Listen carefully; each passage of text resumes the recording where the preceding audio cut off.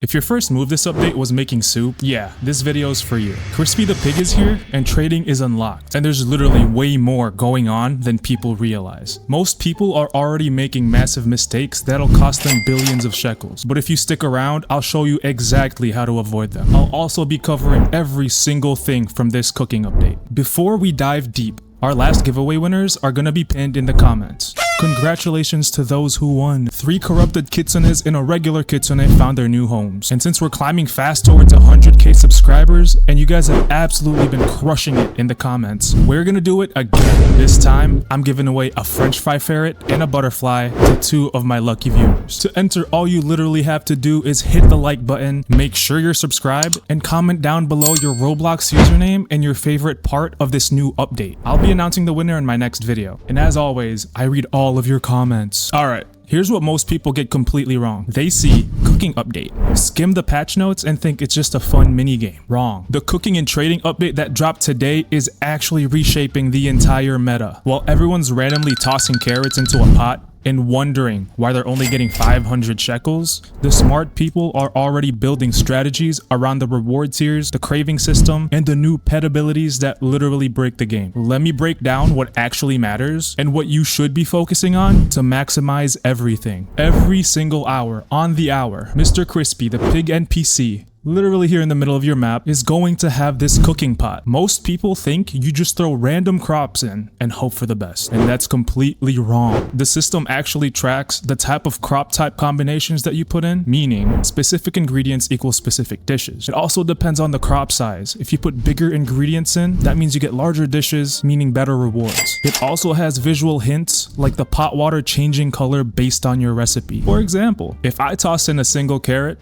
I'm gonna get soup. If I mix 2 tomatoes and a corn, that's a sandwich. A pumpkin and a watermelon, you're looking at a waffle. This system is consistent. Once you learn the patterns, you can cook exactly what you want. And guys, another part I wanted to mention is Crispy's cravings. That is the real meta. This part blew my mind when I figured it out. So Crispy has cravings that change every single hour. And matching his cravings doesn't just give you a slight bonus, it can completely override the normal reward odds. I've seen a basic burger, which is normally mid-tier rewards. That burger suddenly dropped a gourmet egg and a mutation spray because it was exactly what Crispy the Pig wanted. Meanwhile, someone else makes a perfect cake but gets corn seeds because they ignored his craving. Before you even start cooking, always check that pig's speech bubble. If he's asking for cake and you give him soup, don't be shocked if you get trash rewards. Here's another thing that most guides do not tell you. You can cook multiple dishes during each event window, but you can only claim the ones you made. No one can steal your dishes, and once the timer ends,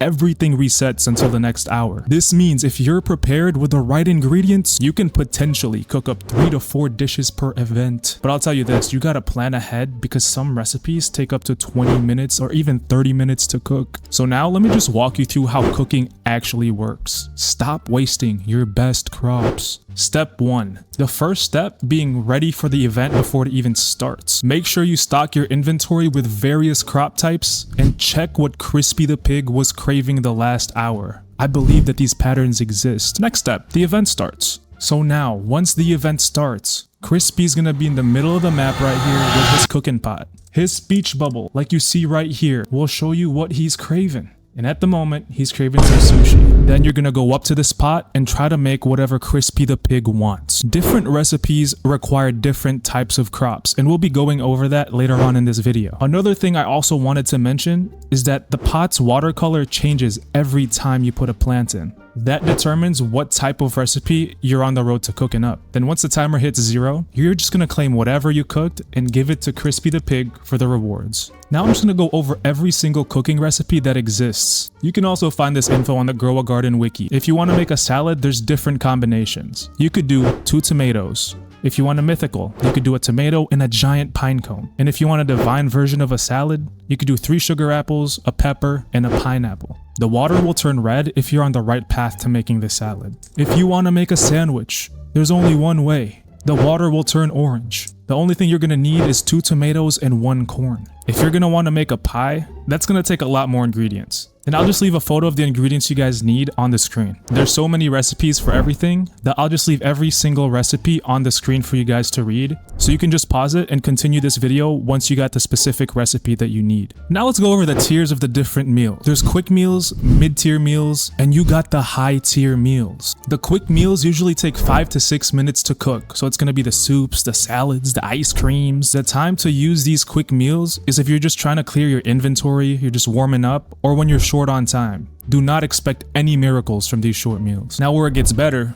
are the mid-tier meals. These take about 6 to 9 minutes to cook, and some examples of a mid-tier meal would be like a sandwich, a burger, a pie, a waffle. These are gonna be the bread and butter meals that you're gonna use if you do not know Crispy's craving yet. These can take 9 to 56 minutes to actually cook, according to the Grow a Garden wiki. Some of the high tier meals I'm talking about are the donut, the pizza, and the cake. You can use these high tier meals when Crispy is craving them specifically and when you have premium ingredients to use. This is what's gonna get you the absolute best rewards. This is why most people feel like the rewards are random. They're not watching the cravings. So let's break down how the reward system actually works, what type of loot you can get, and how to guarantee that you're actually cooking for the best loot. Speaking of guaranteed loot, shout out to Bloxboom for sponsoring this video. While you're grinding the cooking event for a chance at rare pets and items, Bloxboom gives you instant access to any pet or item that you want. The boys over at Bloxboom gave me my own code MOD, M-O-D, for 10% off any purchase. Use it while it still lasts. Link is in the description. Let's go over the science of these new rewards and why they're not random. Most people think the cooking rewards are completely RNG. They cook a waffle and get 500 shekels. They make a donut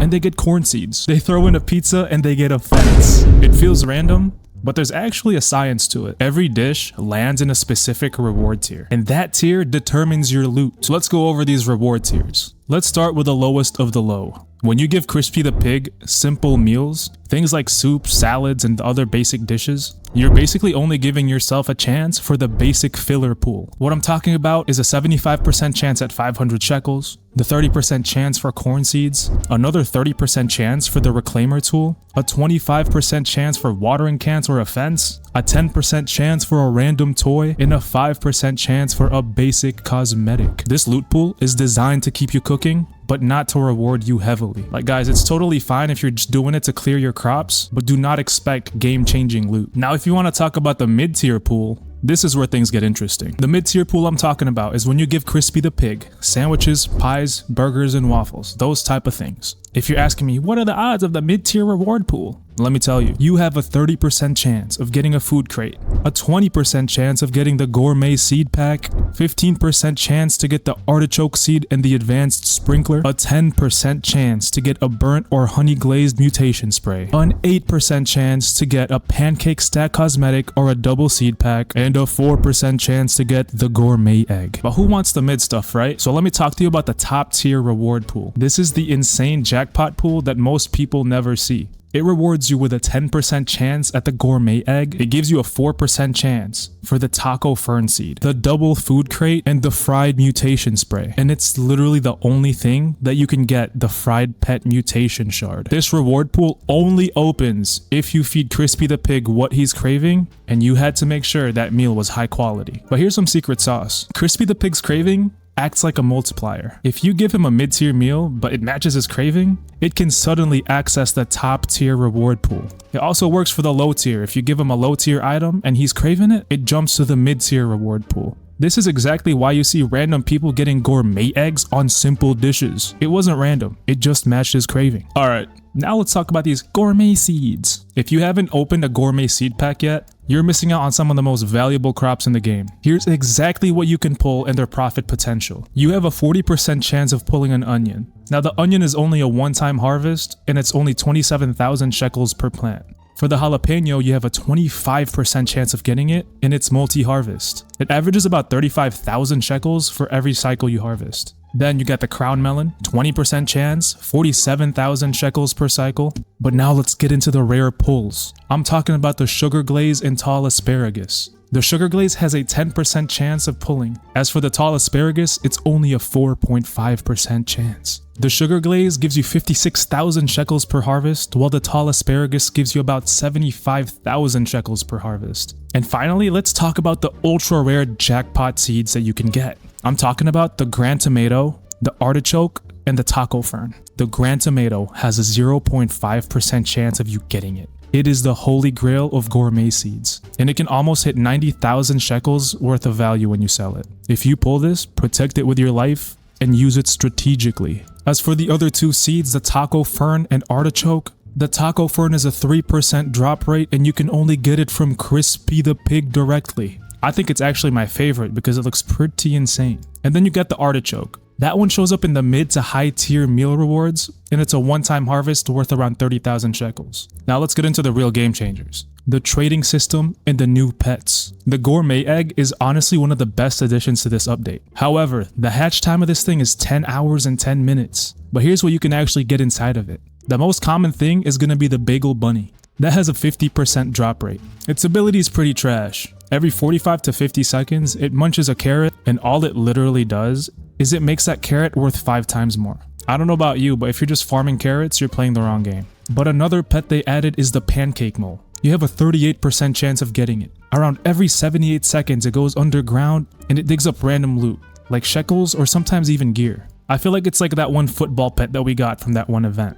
But now, let's talk about the insane pets that they added. First up, you got the sushi bear. It has a 7% drop rate. It does 2 crazy things. It gives your fruits the Sushi Express mutation, and it also feeds your pets automatically. The next rare pet we're going to be talking about is the spaghetti sloth. You have a 4% chance of getting this, and every 14 minutes, it drops random mutations on nearby crops. These mutations include the pasta, sauce, or the meatball effects. I mean, it's kinda slow, but it's really consistent if you just want to boost your crop values. And finally, we got the one and only French fry ferret. You have a 1% chance of getting this thing. Every 20 to 60 minutes, it levels up one random pet by 1 level. You don't have to grind for XP, you don't have to feed your pet, and it's completely automatic. I feel like this is one of the most valuable pet abilities in the game. If you hatch this, do not sell it. And if you're actually gonna trade it, make sure they're overpaying. The French fry ferret breaks the normal pet progression system.